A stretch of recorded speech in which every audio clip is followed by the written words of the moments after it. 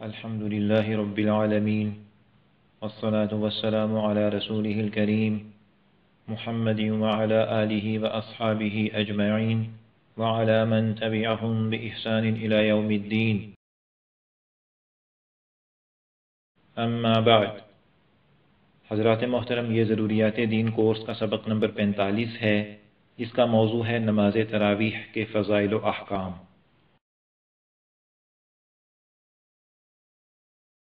محترم سامعین، اس موضوع کے بارے میں پہلے ایک بنیادی نکتہ سمجھ لیجئے، وہ یہ کہ نماز تراویح اور نماز تہجد دو الگ الگ نمازیں ہیں۔ یہ کہنا کہ یہ دونوں نمازیں ایک ہی ہیں، یہ محض دعویٰ بلا دلیل ہے۔ تہجد کو قیام اللیل اور صلاۃ اللیل بھی کہتے ہیں، اور تراویح کو قیام رمضان بھی کہتے ہیں۔ تہجد اور تراویح کی نماز میں کئی اعتبار سے فرق ہے۔ مثلا ایک فرق یہ ہے کہ تہجد سارا سال پڑھی جاتی ہے اور تراویح صرف رمضان میں پڑھی جاتی ہے۔ دوسرا فرق یہ ہے کہ تراویح عشاء کے بعد سونے سے پہلے پڑھی جاتی ہے اور تہجد سو کر اٹھنے کے بعد پڑھی جاتی ہے۔ تیسرا فرق یہ ہے کہ تراویح کی طے شدہ مقرر رکعتیں ہیں جن میں کمی نہیں ہو سکتی، جبکہ تہجد کی رکعتوں میں کمی بیشی کا اختیار ہے۔ تہجد اور تراویح چونکہ دو الگ الگ نمازیں ہیں، یہی وجہ ہے کہ حدیث کی کتابوں میں تراویح اور تہجد کے لیے الگ الگ باب اور چیپٹر ملتے ہیں۔ مثال کے طور پر صحیح بخاری میں قیام اللیل یعنی تہجد کا باب الگ ہے اور قیام رمضان یعنی تراویح کا باب الگ ہے۔ ایسے ہی صحیح مسلم میں صلاۃ اللیل یعنی تہجد کا باب الگ ہے اور قیام رمضان یعنی تراویح کا باب الگ ہے۔ ایسے ہی حدیث کی دوسری مشہور کتابوں میں ہے۔ حضرات محترم، اب نماز تراویح کی تاریخ اور فضیلت سمجھیے۔ حضرت ابو ہریرہ رضی اللہ عنہ فرماتے ہیں کہ رسول اللہ صلی اللہ علیہ وسلم قیام رمضان یعنی نماز تراویح کی ترغیب دیتے تھے، لازمی حکم دیے بغیر۔ چنانچہ آپ فرماتے تھے، جو شخص رمضان کا قیام کرے ایمان اور ثواب کی امید کے ساتھ تو اس کے پچھلے گناہ معاف کر دیے جاتے ہیں۔ حضرت عائشہ رضی اللہ عنہ فرماتی ہیں کہ صحابہ کرام مسجد نبوی میں رمضان میں رات کو نماز چھوٹی چھوٹی جماعتوں کی شکل میں ادا کیا کرتے تھے، یعنی نماز تراویح چھوٹی چھوٹی جماعتوں کی شکل میں ادا کیا کرتے تھے۔ جس کو قرآن مجید کا کچھ حصہ زبانی یاد ہوتا تھا تو اس کے ساتھ 5-6 افراد یا اس سے کم زیادہ جمع ہو جاتے، پھر مل کر جماعت کے ساتھ نماز تراویح پڑھا کرتے تھے۔ پھر مجھے رسول اللہ صلی اللہ علیہ وسلم نے اسی دوران ایک رات حکم فرمایا کہ میرے لیے اپنے حجرے کے دروازے کے قریب ایک چٹائی بچھا دو۔ میں نے بچھا دی، پھر رسول اللہ صلی اللہ علیہ وسلم تشریف لائے اور مسجد میں موجود حضرات بھی جمع ہو گئے، اور رسول اللہ صلی اللہ علیہ وسلم نے ان کو رات کے لمبے حصے تک نماز پڑھائی۔ پھر آپ گھر تشریف لے آئے اور چٹائی وہیں چھوڑ دی۔ پھر جب صبح ہوئی تو جو لوگ رسول اللہ کے ساتھ گزشتہ رات نماز میں شامل ہوئے تھے انہوں نے گفتگو کی، اور پھر شام کے وقت ہی مسجد لوگوں سے بھر گئی، اور رسول اللہ صلی اللہ علیہ وسلم نے لوگوں کو عشاء کی نماز پڑھائی اور اپنے گھر تشریف لے گئے، اور لوگ وہیں موجود رہے۔ رسول اللہ صلی اللہ علیہ وسلم نے مجھ سے فرمایا، عائشہ لوگوں کا کیا حال ہے؟ میں نے عرض کیا، لوگ جمع ہیں تاکہ آپ انہیں نماز پڑھائیں۔ آپ صلی اللہ علیہ وسلم نے فرمایا، عائشہ وہ چٹائی لپیٹ دو۔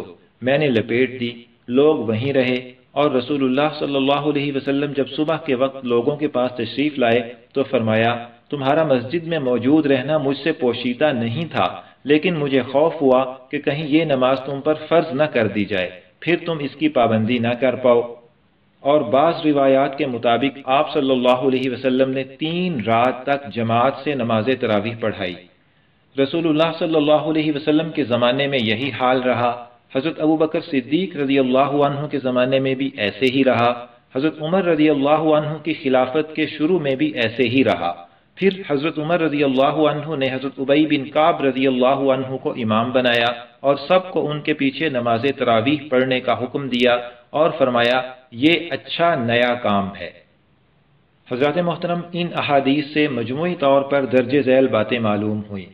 نمبر 1، نبی اکرم صلی اللہ علیہ وسلم نے فرض ہو جانے کے خوف سے 1 یا 3 رات سے زیادہ تراویح کی جماعت خود نہیں کرائی۔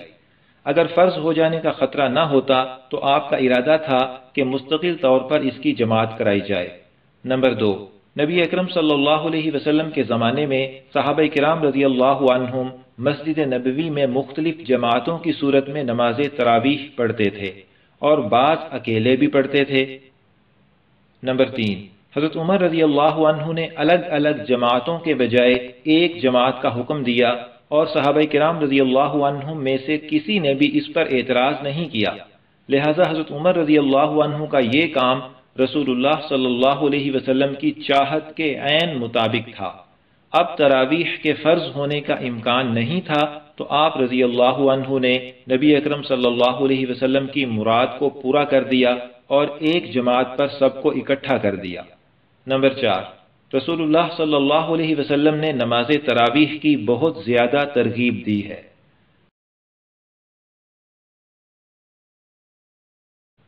محترم سامعین، حضرت عمر رضی اللہ عنہ کے زمانے میں حضرت ابی بن کعب رضی اللہ عنہ 20 رکعت تراویح پڑھاتے تھے۔ اس پر صحابہ کرام رضی اللہ عنہم میں سے کسی نے بھی انکار نہیں کیا۔ 20 رکعت تراویح پر حضرات صحابہ کا گویا اجماع اور اتفاق ہو گیا، اور بعد میں بھی امت میں عام طور پر اسی پر عمل ہوا ہے، اور جمہور اہل سنت والجماعت کے نزدیک 20 رکعت تراویح ہی سنت ہے۔ چنانچہ ہندوستان میں جب مولانا محمد حسین بٹالوی مرحوم نے 8 رکعت تراویح کا فتویٰ دیا تھا تو انہی کے مکتب فکر کے دوسرے عالم مولانا غلام رسول مرحوم نے اس کی پرزور تردید کی تھی۔ اسی طرح سعودیہ کے مشہور عالم شیخ عطیہ سالم رحمہ اللہ نے مسجد نبوی میں نماز تراویح کی تاریخ لکھی ہے، جس میں واضح کیا ہے کہ 14 صدیوں میں تراویح کبھی بھی 20 رکعت سے کم نہیں پڑھائی گئی۔ یہاں ایک شبے کا جواب بھی سمجھ لیجئے۔ شبہ یہ کیا جاتا ہے کہ کیا 20 رکعت تراویح نبی اکرم صلی اللہ علیہ وسلم کی کسی صحیح حدیث سے ثابت ہے؟ جواب اس کا یہ ہے کہ حضرت عمر رضی اللہ عنہ کے زمانے میں جب 20 رکعت تراویح پر صحابہ کرام کا اتفاق اور اجماع ہو گیا تو یہ اتفاق 1-2 صحیح حدیثوں سے زیادہ وزنی دلیل ہے۔ صحابہ کرام کے عملی اتفاق کے بعد 1-2 صحیح حدیث کا مطالبہ ہی غلط ہے۔ صحابہ کرام نبی اکرم صلی اللہ علیہ وسلم کی حدیث اور سنت کو ہم سے زیادہ جاننے والے تھے۔ 8 رکعت تراویح ثابت کرنے کے لیے ایک حدیث ذکر کی جاتی ہے جس میں آتا ہے کہ نبی اکرم صلی اللہ علیہ وسلم رمضان اور غیر رمضان میں 11 رکعت سے زیادہ نہیں پڑھتے تھے۔ سو اس حدیث سے 8 رکعت تراویح ثابت نہیں ہوتی، کیونکہ اس حدیث میں ایسی نماز کا ذکر ہے جو رمضان میں بھی پڑھی جاتی ہے اور رمضان کے علاوہ بھی پڑھی جاتی ہے، اور ایسی نماز تہجد ہے۔ تراویح تو صرف رمضان میں پڑھی جاتی ہے، اور چونکہ یہ حدیث تراویح سے متعلق نہیں ہے، یہی وجہ ہے کہ صحابہ کرام رضی اللہ عنہم کا اتفاق 20 رکعت تراویح پر ہوا ہے، نہ کہ 8 رکعت تراویح پر۔ محترم سامعین، اب نماز تراویح کے بارے میں 15 بنیادی احکام سمجھیے۔ نمبر 1، رمضان المبارک کی ہر رات میں 20 رکعت نماز تراویح ہر عاقل بالغ مسلمان مرد و عورت کے لیے سنت مؤکدہ ہے۔ تراویح کی نیت دل میں یہ ارادہ کرنا ہے کہ اللہ کی رضا کے لیے نماز تراویح ادا کرتا ہوں۔ بہتر یہ ہے کہ ہر 2 رکعت پر نیت دہراتا رہے۔ نمبر 2، تراویح کی ہر 4 رکعت کے بعد کچھ دیر وقفہ کرنا بہتر ہے۔ یہ وقفہ ضرورت اور سہولت کے مطابق کم و بیش ہو سکتا ہے۔ اس میں خاموش رہنا یا کوئی ذکر کرنا یا درود پڑھنا سب درست ہے۔ اگر وقفہ نہ کرے تو یہ بھی درست ہے۔ نمبر 3، تراویح کی جماعت مردوں کے لیے سنت مؤکدہ ہے۔ نمبر 4، تراویح میں ایک دفعہ قرآن مجید ختم کرنا سنت ہے، لوگوں کی سستی سے اسے چھوڑنا نہیں چاہیے۔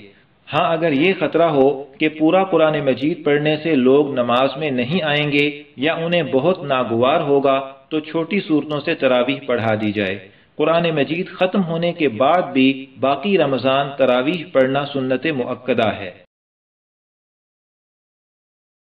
نمبر 5، تراویح میں ختم قرآن کی اجرت جائز نہیں۔ تراویح کی اجرت لینے والے حافظ کے پیچھے نماز تراویح نہ پڑھی جائے۔ اگر بغیر اجرت پورا قرآن مجید سنانے والا حافظ نہ ملے تو چھوٹی صورتوں سے تراویح پڑھ لی جائے۔ نمبر 6، تراویح یا کسی اور نماز میں قرآن مجید دیکھ کر پڑھنا درست نہیں، اس سے نماز ٹوٹ جاتی ہے۔ نمبر 7، نابالغ کو تراویح کا امام بنانا درست نہیں، اگر بالغ حافظ نہ ملے تو چھوٹی صورتوں سے تراویح پڑھ لی جائے۔ نمبر 8، نماز تراویح میں قرآن مجید اس انداز سے پڑھنا چاہیے کہ الفاظ مکمل اور صاف ادا ہوں۔ اتنی تیز پڑھنا کہ حروف کی ادائیگی مکمل نہ ہو یا سننے والوں کو سمجھ نہ آئے کہ کیا پڑھا جا رہا ہے، یہ طریقہ درست نہیں، اس میں ثواب کے بجائے گناہ ہے۔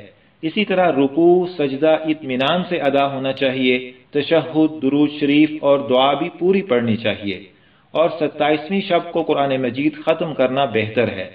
نمبر 9، اگر کوئی شخص مسجد میں ایسے وقت پہنچے کہ عشاء کی نماز ہو چکی ہو تو اسے چاہیے کہ پہلے عشاء کی نماز پڑھے، پھر تراویح میں شریک ہو جائے، اور اس دوران اگر تراویح کی کچھ رکعتیں رہ جائیں تو انہیں وتر کے بعد پڑھے اور وتر جماعت کے ساتھ ادا کرے۔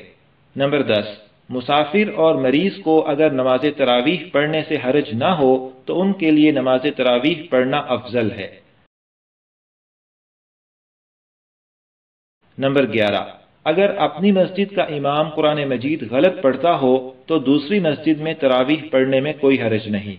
نمبر 12، تراویح میں تلاوت میں غلطی ہو گئی اور سورت چھوڑ دی یا آیت چھوڑ دی اور آگے پڑھ دیا تو مستحب یہ ہے کہ چھوٹا ہوا حصہ پڑھے اور صحیح پڑھا ہوا دوبارہ پڑھے تاکہ ترتیب کے ساتھ تلاوت پوری ہو۔ لیکن اگر زیادہ آگے پڑھ لیا ہو اور سارا دہرانے میں سننے والوں کی تکلیف کا اندیشہ ہو تو صرف چھوٹا ہوا حصہ پڑھ لے یا غلط پڑھا ہوا درست کر لے۔ نمبر 13، اگر نماز تراویح فوت ہو جائے یعنی صبح صادق تک نہ پڑھی تو اس کی قضا نہیں، نہ جماعت کے ساتھ نہ اکیلے، البتہ بلا عذر فوت کی ہو تو توبہ کرنا لازمی ہے۔ نمبر 14، بلا عذر بیٹھ کر نماز تراویح ادا کرنے سے نماز تو ہو جائے گی لیکن ثواب آدھا ملے گا۔ نمبر 15، خواتین کو نماز تراویح انفرادی طور پر اپنے اپنے گھروں میں ادا کرنی چاہیے، مسجد میں آنے سے اور گھر میں عورت کو امام بنا کر اپنی جماعت کرانے سے بچنا چاہیے۔ حضرات محترم، یہاں پر ضروریات دین کورس کا سبق نمبر 45 مکمل ہوا۔ انشاءاللہ تعالی سبق نمبر 46 کا موضوع ہوگا اعتکاف اور شب قدر کے فضائل و احکام۔ اللہ تعالی ہمیں صحیح طرح نماز تراویح ادا کرنے کی توفیق دے، آمین۔